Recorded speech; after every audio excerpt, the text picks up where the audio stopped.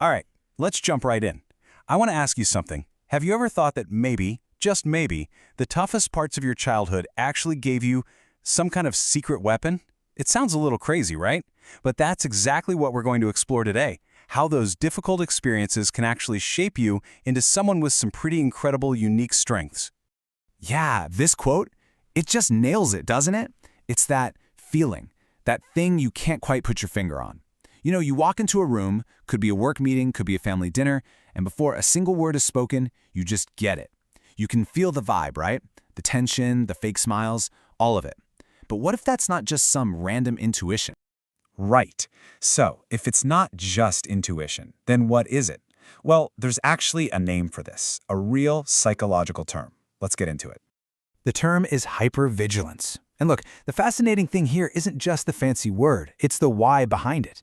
This isn't some personality quirk you were born with. Nope.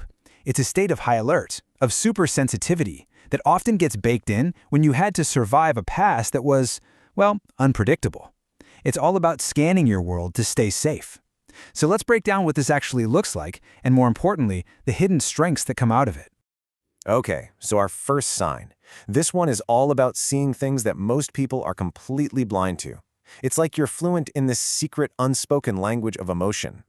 And this really shows you the how and why. You're probably that person, right? The one who notices the tiny split-second clench in someone's jaw or that smile that doesn't quite reach their eyes. And you might wonder why you see this stuff. Well, it's because when you were a kid, you had to. Your safety, your peace might have literally depended on being able to read an unpredictable parent or caregiver's mood before it changed.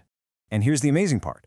That thing you learned to do to survive, it's not just a defense mechanism anymore. It has morphed into something else entirely.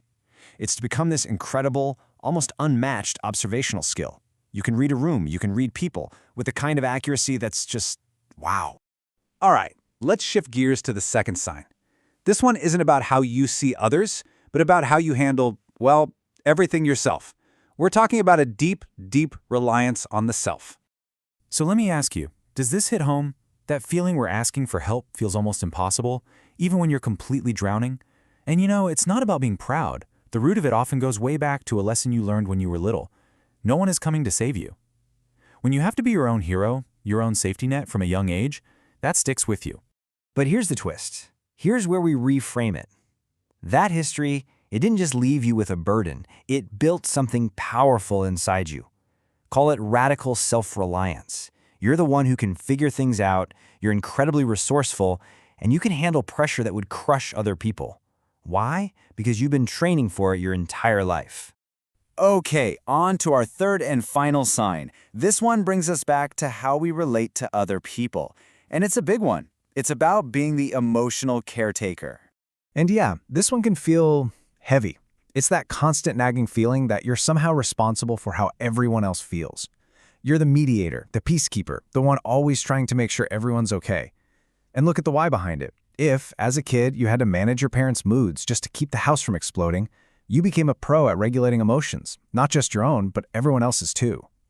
But look what that job, that unfair job you had as a kid, gave you. It's an absolutely advanced form of emotional intelligence. You have this deep, almost psychic understanding of what people need and what they're feeling. Your empathy isn't just a feeling, it's a finely tuned skill. What felt like a burden has actually become a gift. So let's zoom out for a second.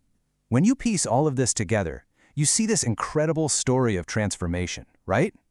These things that started out as simple survival tactics, you could almost call them superpowers now.